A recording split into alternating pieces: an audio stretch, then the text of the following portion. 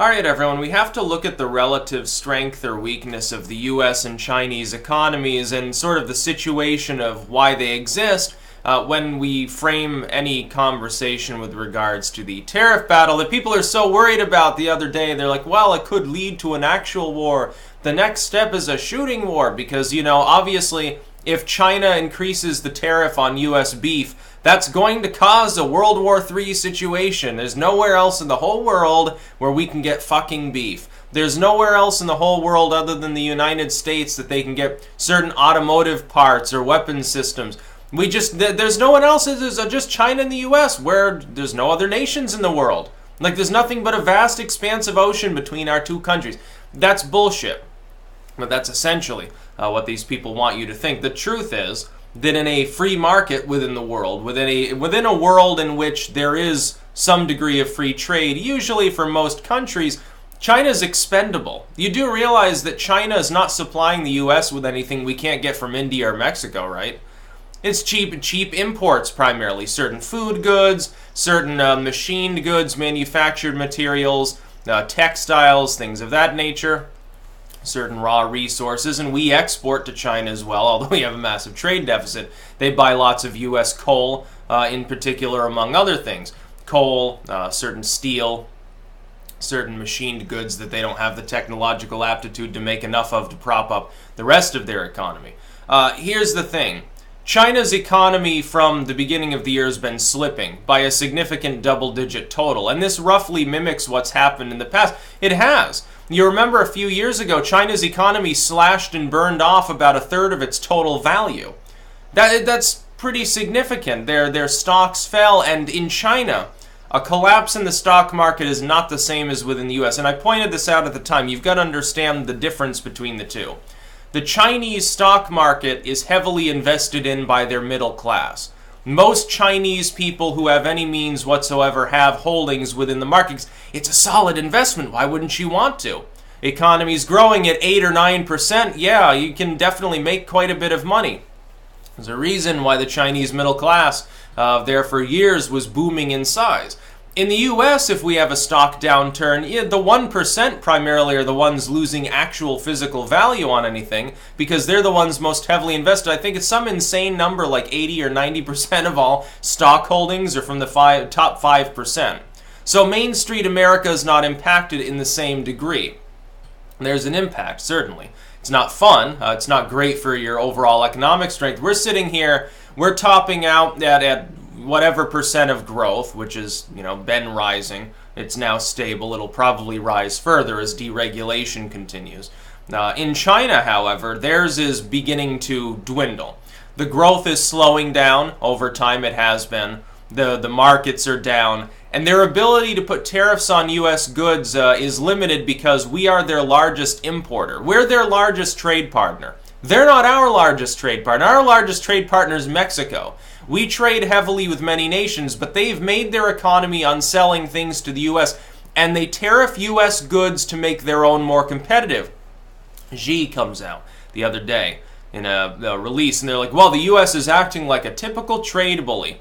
Yeah, kind of, but the thing is, you've been doing the same thing for several decades now. Since you opened up your markets to the wider world at large of the West, you have continuously fucked with your own currency and tariffed our goods. Why can't we tariff yours? Is it because we sit there talking about free trade, right? Well, here's the goal. Here's what Trump's goal is. His goal is not actually to tariff Chinese goods at all. His goal is to remove Chinese tariffs on U.S. goods, or at least reduce them. And it doesn't need to be an all-at-once sort of thing. Trump is not going to manage to convince China to abandon the concept that it should put tariffs on U.S. goods to protect some of its interior markets. That's why you tariff something. Either that or as a replacement for a normal taxing system. I think this country primarily survived on tariffs alone for a very long time. Basically, you cut a little bit off the top of imported goods, you know, an innocuous, very small amount sort of across the board, and you take that money essentially, which you're getting partially from foreigners at that point, and you use that to fund your very small, very limited, decentralized form of government. That's what the U.S. primarily did, and by the way, the whole world should adopt that basic idea. instead of taxing its domestic population, a tiny tariff on goods and really small governments. It'd be a much better world with much less centralization and war. And here's the thing. China has a fundamental problem. They are an exporting muscle, primarily to the United States.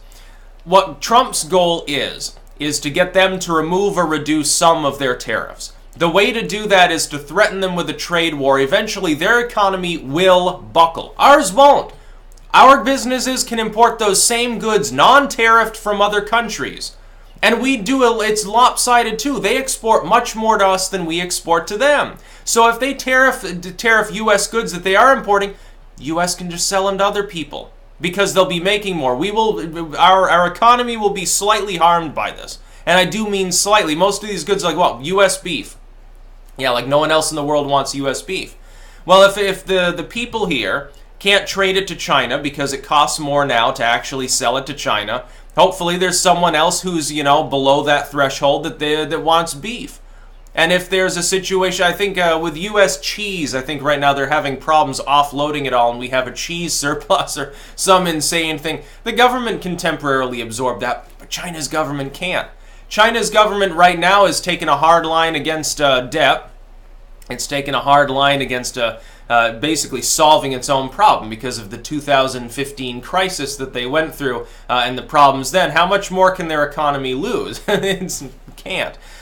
China's the one with the problems. What Trump's going to do is continue the upward spiral of tariffs until some point at which China says, okay, enough is enough. We'll come to negotiate with you. And Trump will say, okay, all the tariffs that we put on you, we're willing to remove, and you remove all yours. But the original problem would persist. You must reduce or remove X, Y, and Z. We want no more tariff on, steel reimportation or trash export, something like that. And he'll get breadcrumbs, only small little things, but they build up because he can do this with multiple nations that have been doing the same thing. Why do you think he's trying to renegotiate NAFTA? Why do you think the German Automotive Association over there just said, okay, maybe we can live with, reducing the tariff on things that we're exporting to the importing from the U.S. or whatever. The Germans sort of very quickly threw up their hands and said, fuck it. Basically it's just one industry, an important one, but we don't want a trade war. Wise decision. Xi should have done the same thing. He should have. He should have said, okay, well, Mr. Trump, he should have called Trump over on the phone and said, okay, well, we can reduce this tariff by 5%. These two we can just eliminate, so let's not have a trade war. Trump would have said yes because he would have gotten what he wanted. He could declare victory. It doesn't overall affect the Chinese economy particularly very much because it's just a few throwaways, but it can help us greatly. You got to understand, again, the relative position. We are the importer. So the tariff war hurts them a lot more than it hurts us. We are also a larger economy. We're a larger military player. And there are plenty of countries in the world capable of delivering the sort of service that China does. India can do it. Indonesia can do it. Malaysia can do it. The Philippines, Vietnam, Thailand, the whole regions, parts of Africa now, Nigeria. There are plenty of places in the world that are capable of making the kind of lower-end manufactured goods and textiles and raw materials and food that China currently sells to us. And we are their largest trading partner. They're not ours. Schumer came out weeks ago and said, well, yeah, fundamentally Trump's right. China can't really do anything about this. Now he's pretending to be a fearmonger because Trump didn't stop. Trump decided to continue playing hardball. He'll probably increase the tariffs further. At some point, the Chinese economy will show signs of strain and they'll come to the bargaining table. That's a virtual guarantee. If you actually think that there's going to be a nuclear war over a fucking tariff war, that's nuts. That's about all. Peace out.